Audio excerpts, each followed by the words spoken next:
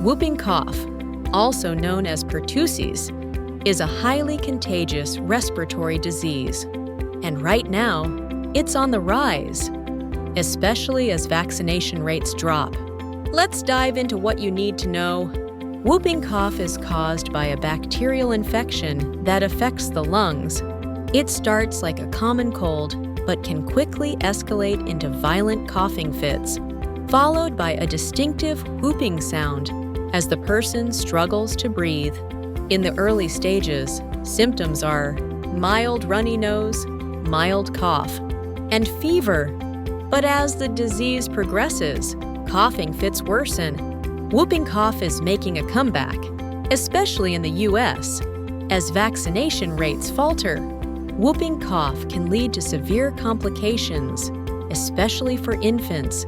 It can cause pneumonia, seizures, and even brain damage.